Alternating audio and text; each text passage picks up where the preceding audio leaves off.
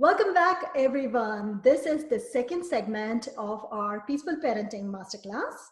Our inspiration for this masterclass is the book Peaceful Parent Happy Kids, and our expert guide today is the book's author, Dr. Laura Markham. So, in the first segment of this masterclass, Dr. Laura and I talked about emotional self regulation, which is one of the core bedrock principles for peaceful parenting, of peaceful parenting. Because if we parents are not able to coach ourselves to stay emotionally in control, none of the other things are possible. So, in this second segment, we are going to look at connection and coaching. If you haven't watched that first segment of this masterclass, I highly encourage that you watch that first because that lays the groundwork for a lot of what we are going to talk about in this segment. Okay, ready to get started again, Dr. Laura? Indeed.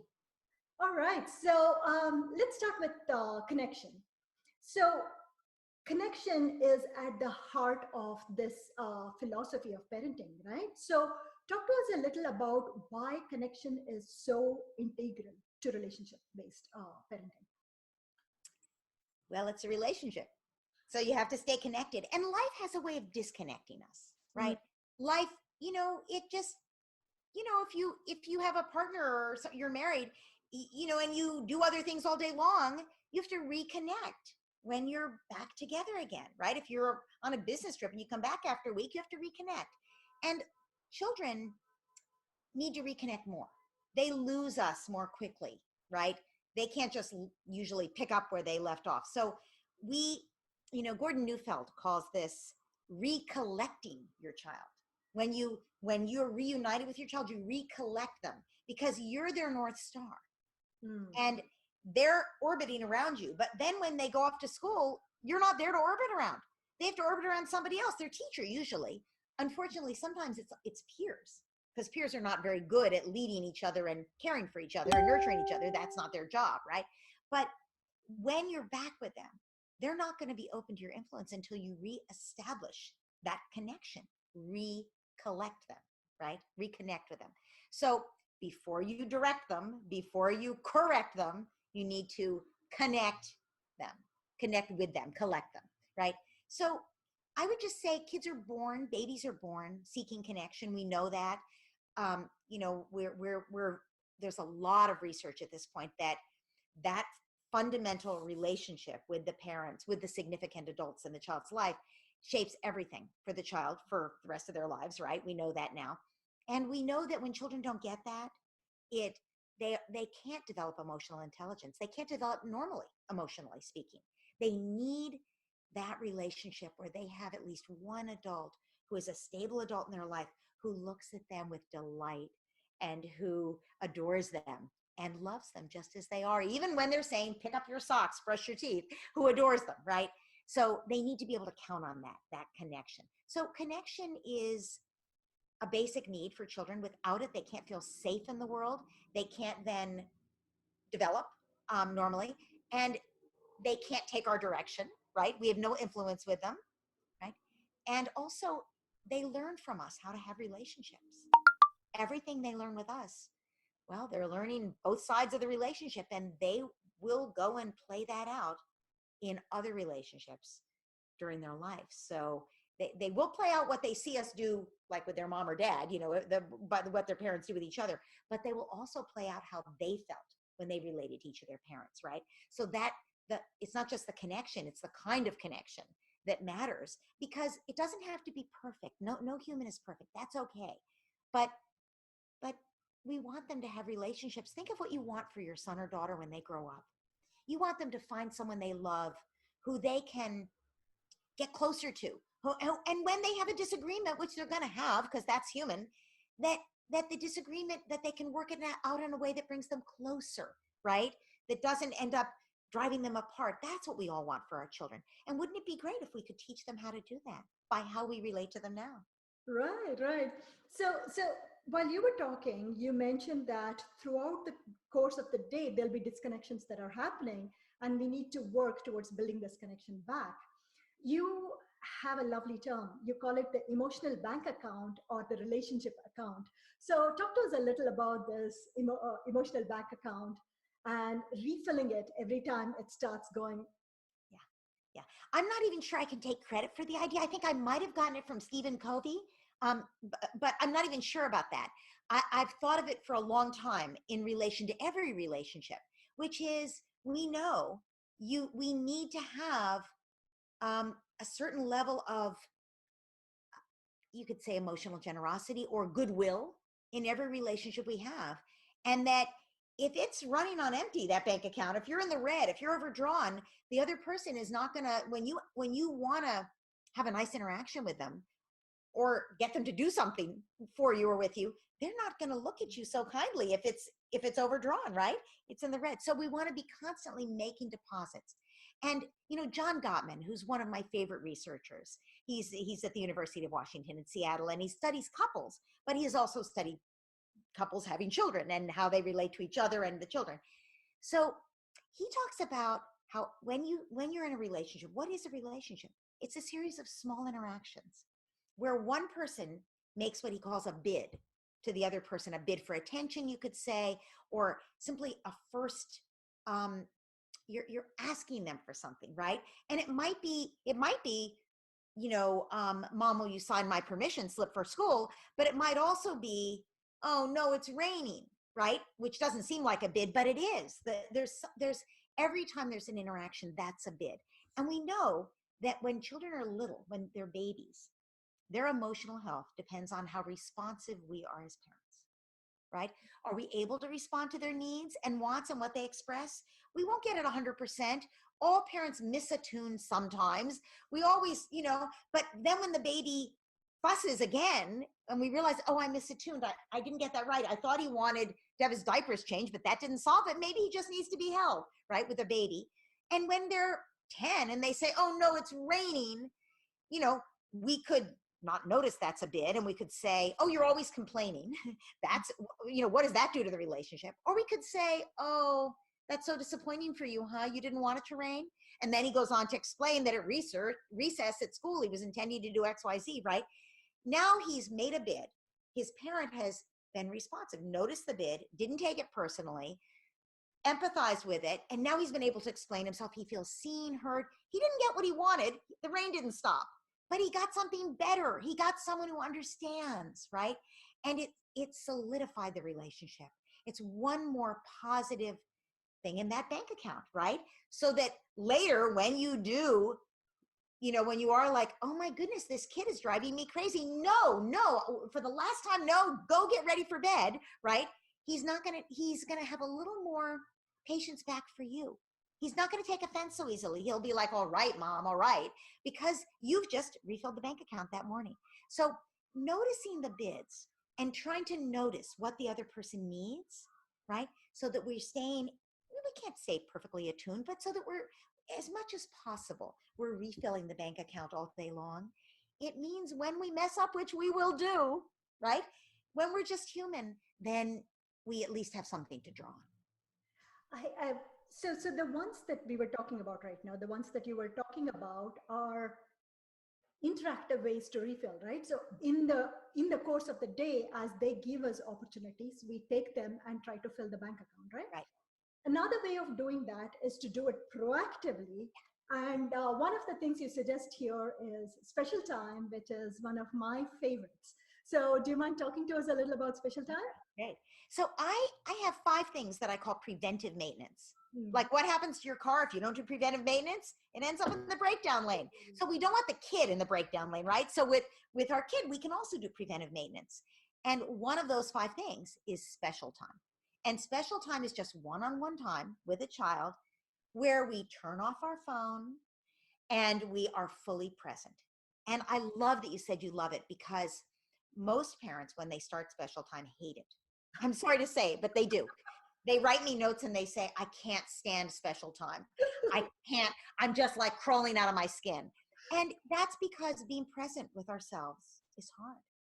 Unless you have a meditation practice or you have a journaling practice, maybe you get up in the morning or last thing at night and you journal, it can be hard to be with yourself, right? Or be with your child. And also many of us have this assumption that we need to be productive every minute or we're bad people, right? That's also dangerous, right? We don't need to be productive every minute. What's more important than productivity? Love. Love. Your child is going to be grown before you know it. You can be productive. I have, speaking from the point of view of two kids who are in their 20s now, they will grow up before you know it. I know it's long days now, but it's short years. You can be productive later. So right now, take that deep breath when you feel antsy and sit with your child and just say to them, I'm all yours. We're going to set the timer for 10 minutes, 15 minutes, however long you can stand it, 15 minutes, 20 minutes, and we'll do whatever you want. And then just give yourself permission. Your productivity at this moment is love. You're just opening yourself to loving your child. You're adoring them. You're pouring love into them. And you say you love it. I bet that's because you've noticed a difference. When you have special time with your daughter, what do you see is different? It's her bank is full. I mean, it's going back to that bank analogy. It's like I can draw on it later. I mean, that's not the intention, Yes. but that is definitely a great side effect that I will take. Yes. Right? Oh, absolutely. And that's why it's preventive maintenance. It's prevention, because parents are always saying to me, I love your approach, but in the morning when I'm trying to get them out of the house and I'm on a deadline, I can't stop and pay attention. No, of course not. So what do? You do preventive maintenance. You do special time the night before, every night when you get home. And that way the next morning they're a lot more cooperative, right? So that's one of the 5 preventive maintenance things. And the others are also connection oriented, but they're also, when we get into coaching, we can talk about, they're also oriented toward helping kids process emotions. So I want to stay with special time for a little longer because it's so important and there are so many questions people have about it. So I want to go back to your mentioning that some of the parents don't like it. And so there, I want to ask you, is it important that we do anything that our child says, or can we say this is special time, but we need to find something that works for both of us? Because that's the only reason I love special time, because there are some things that she wants to do. I just don't like those. So I tell her, this has to be a good time. This time has to feel good for both you and me. So let's look for something that works for both of us. And over a period of time, we've made this list of things like board games, card games, all those when she was younger. And as she was and when she was very little, it was crafts, like sitting on the floor and cutting paper. I can do that all day long.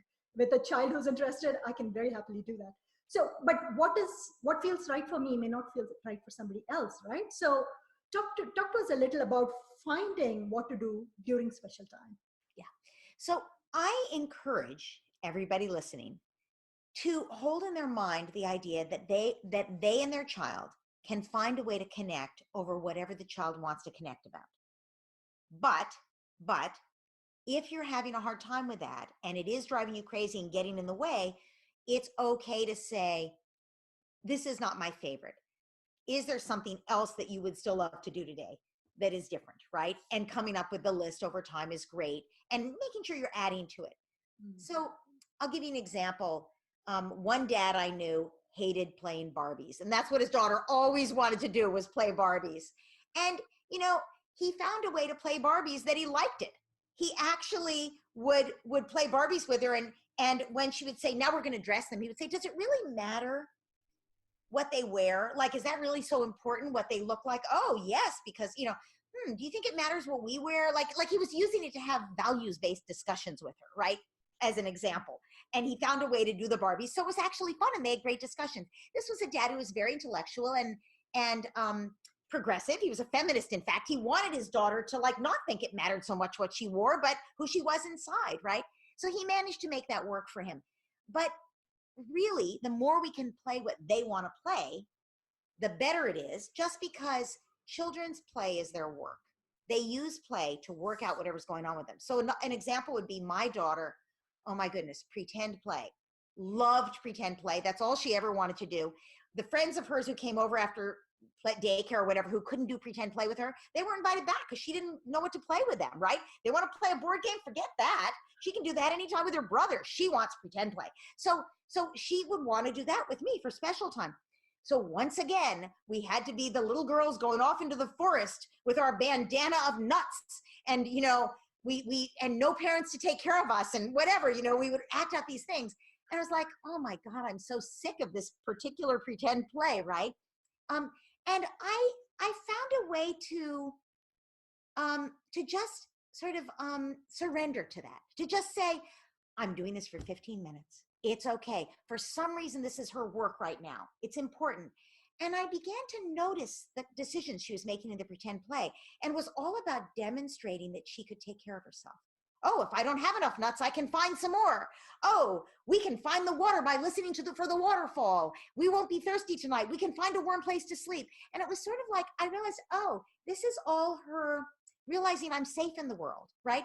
And demonstrating it. And I thought, okay, I mean, this is my way of understanding it. I never talked to her about it, but I would just be, oh, you found the waterfall. Oh, you found the cave to sleep in.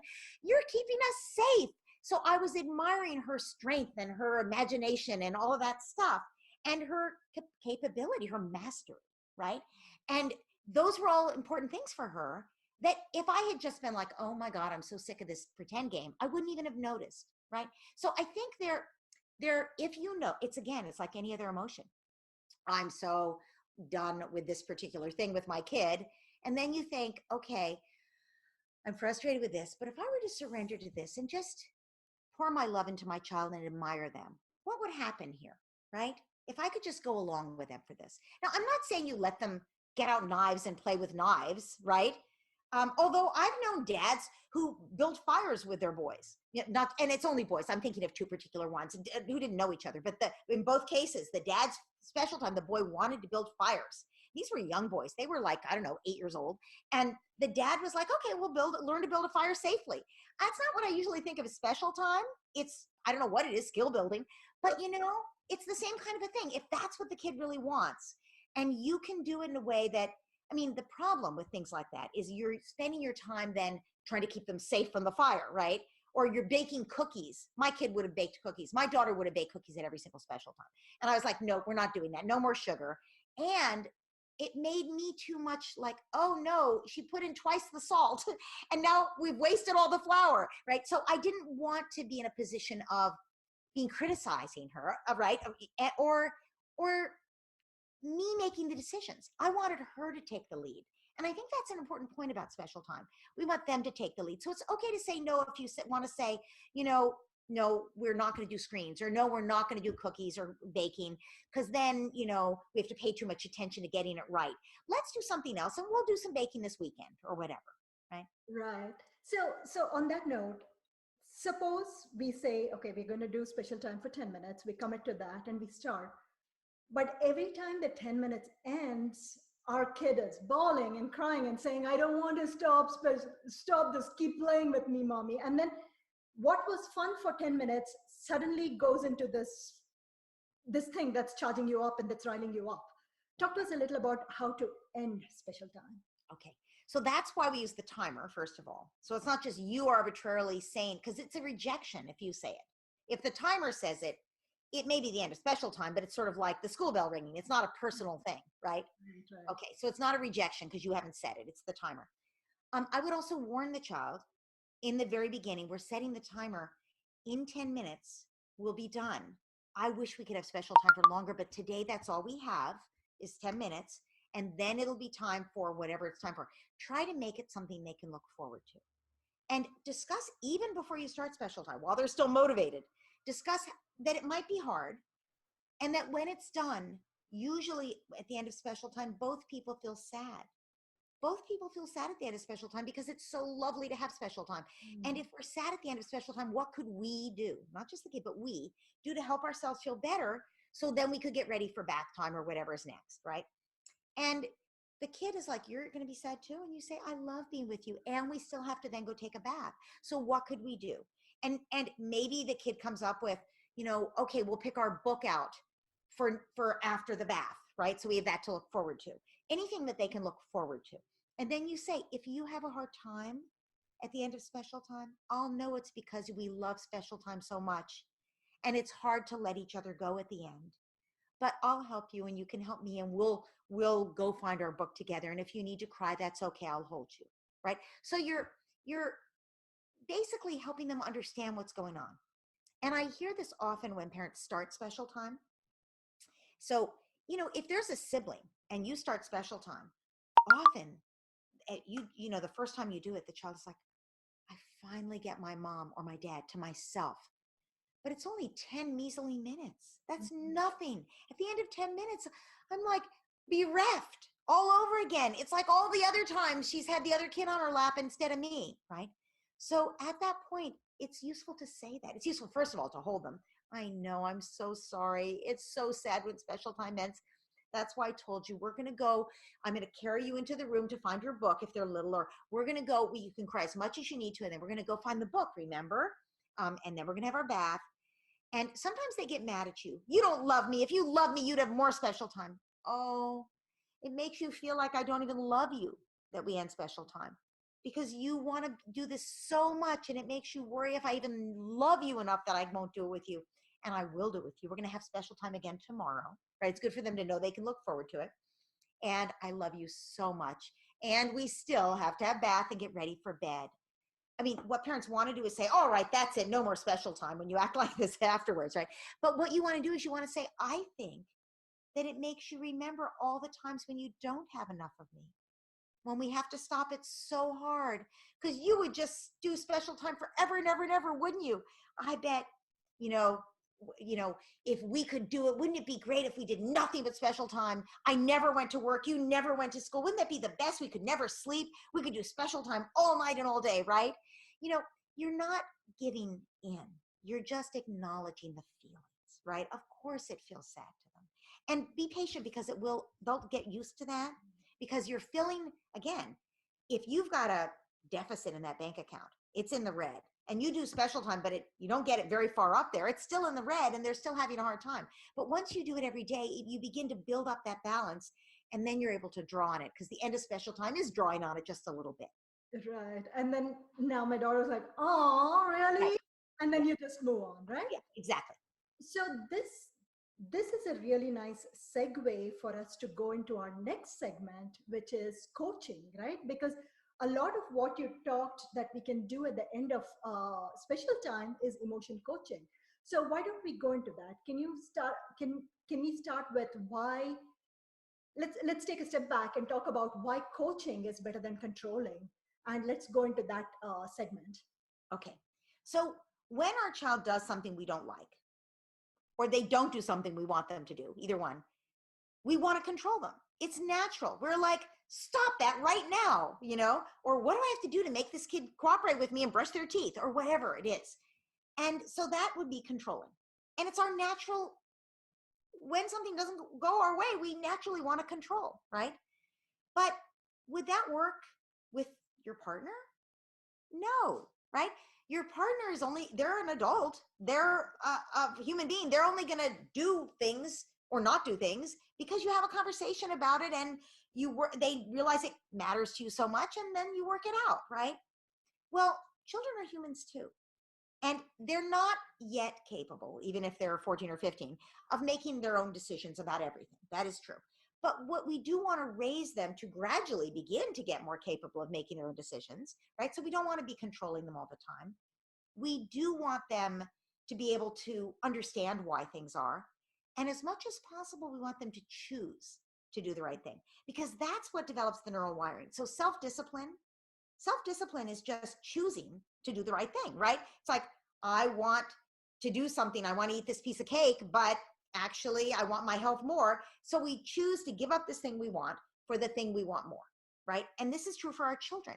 If they choose to go get ready for bed, even though they don't want to, they want to keep playing, why would they choose that? Because there's something they want more. They want that story with mom or dad. They want that warm interaction, right? Your daughter may still say, oh, mom, when you have to stop special time, but what she wants more is that good relationship with you where she realizes things between you are good. It's a good relationship because you filled up that bank account, right?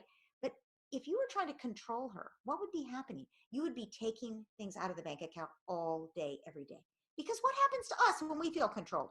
If you're in a relationship where someone's controlling you, or even if you're at work and someone is threatening you with some sort of repercussions, right? Or, there's a feeling of you're being controlled all the time, you would resent that. No human wants to be controlled or told what to do. So sometimes we do have to tell our kids what to do. We do. That's just the way it is. But whenever possible, if we can help them choose to do it because that's what they want to do, it's so much better for them and for the relationship and for their development, right? So why would a kid do what they don't want to do? Well, we see it every day. They sit in the car and they put their seatbelt on and they, you know, wash their hands before dinner and they brush their teeth before bed. They do all kinds of things that they would not normally want to do. Why do they do those things? Because it's just what we do. It's what we have asked them to do, what we've insisted they do. And we have a full enough bank account with them in that relationship bank account that we keep depositing. And every time we give them an instruction, which takes a little bit out of the bank account, it's okay because they trust us. They want to cooperate with us actually because of that relationship, right? So that's coaching instead of controlling means instead of trying to control our kids with punishment and threats or rewards and bribes, we're influencing them and helping them to make better choices. And we're helping them to grow as people into emotionally intelligent people who will be able to make those good choices, right? And we're setting up the routine and the structure of our home so that they get their needs met, like they get enough sleep, right? And we're allowing them to develop in the most healthy way possible so they can become themselves, develop into people who can realize their dreams in the world, develop mastery and go after what they want. So, so let's talk about that because mastery is something I haven't seen in many parenting books, and you have an entire section about it. So we are kind of running out of time. So maybe that'll be a good thing for us to talk about as we wind this up. Great. So what is mastery and what is mastery coaching? Okay. So I define mastery as just a person's ability to master themselves so they can go after what they want, which means master the situation or the world, right? And we will always hit bumps in the road. We will always have limitations inside ourselves and limitations in the world. I will never be a ballerina, you know? It's just the way it is. There will always be limitations, but to pursue what we're really drawn to, and we come up against a roadblock, what happens? If we give up, that's that. We never make it through the roadblock, but we also don't develop any skills, right? That's okay to do occasionally. I hit a roadblock when I was 5 being a ballerina. I realized I liked the tutu a lot better than the work, and I didn't do it, right? But if I'd done that with everything, I would not be very happy with myself or my life. Instead, when we come up against a roadblock, we say, oh, I'm going to tackle that. I'm going to try. I fell down. I'm going to get up and try again. I failed. I'm going to get up and try again. What gives us the ability to do that? And one thing is Edward Hallowell talks about this, who's an ADHD expert, but he also talks, he doesn't call it mastery exactly. He doesn't use the word, but he might even use the word to some degree. And what he says is the ability for us to, or for children, to be persistent is that they think there's somebody in their corner. There's somebody who's helping them make it. And so it isn't, there's an idea in our culture that if kids fail and we let them fail, then they'll learn to succeed. No, that's not true at all. If they fail and then there's somebody encouraging them to get back up and that they can try again, and they try again, then they learn they can succeed. If they fail and there's nobody in their corner, you know what they learn? They're a failure. And they stop trying. And we know kids like that, unfortunately, right? So, too often in the United States, too many kids end up in situations where there's nobody there supporting them. And they do, in their lives, they have failure after failure. And it's such a waste of human life and intelligence and passion and talent, right? So our children, what we want for them is that they know they can pick themselves back up and try again. So it's a combination of traits. So some people have written about it. Angela Duckworth calls it grit, right? And there are other people who have written about it as well. But basically, it's a combination of traits that have to do with everything from persistence to optimism, right? Do they see the glass as half full or half empty? Well, part of that is is the world the child lives in. It might be parenting or, whatever. But sometimes kids seem to just be born with a half full, half empty orientation. And then you want to work with your child. If you have a child who says, that always happens to me, I always fail my tests, my spelling tests, I can't learn to spell. And you could say, So one thing you might ask is that true that always happens? Is it true? I never get invited to birthday parties. Okay. Is that true that you never get invited? Because maybe they do get invited to birthday parties. You wouldn't say it while they're angry, but later when they've calmed down, well, you might at that moment when they're angry and upset, you just say, oh, sweetie, that's so disappointing not to get invited to that birthday party. No wonder you're upset. That feels terrible. And you hug them and you let them cry. And there's no way to make that better. But later, when they've gotten, they don't have to get everything they want. They have to have someone who understands, right? So later, when they've calmed down, you say to them, I heard you say you never get invited to birthday parties. I wonder, do you think that's really true? I wonder, sort of a magic word. I wonder, do you think that's really true? And your kid's like, well, no. You say, yeah, because I remember you went to so-and-so's party last month because I remember we bought their present. Was there anybody else's party? But you wish you could go to every party, don't you? And so you're still acknowledging their feeling, but you're also helping them develop a belief system that's more accurate about the world where the glass is more half full, right? If that you've got a kid who's a more glass empty kind of a kid, as a for instance, right? So, with the spelling test, Martin Seligman has done a lot of work on optimism. Optimism is really about seeing that whatever went wrong for you, it's not permanent. And you have some control. It's not permanent. You could change it next time. So what didn't work about the spelling test? Well, I didn't know how to spell the words. And what did you do in advance of the spelling test? Well, nothing, actually. So what could you do next time? Well, I suppose I could study, but I don't really know how to study. What if we work together? There is something you could do. So it's not something that happens every time forever. It's something that you have some control over that you can change for next time, maybe, right? So that's developing mastery it's developing the skills you need for mastery in the sense of I can pick myself back up and try again. I can be optimistic about the chances, right? And I can be persistent and try to keep doing this. A lot of parents don't like having a persistent kid. I had 2 of them. They can drive you nuts, right?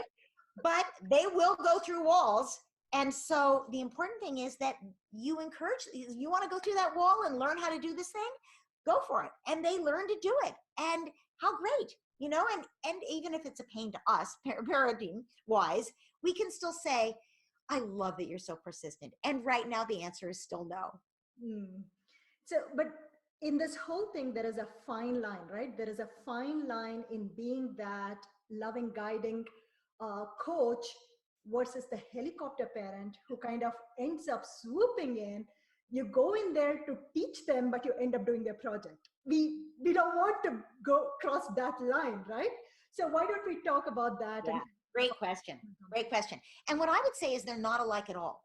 There's no fine line because the fine line is if you're confused about whose life it is, it's their life. It's their achievement.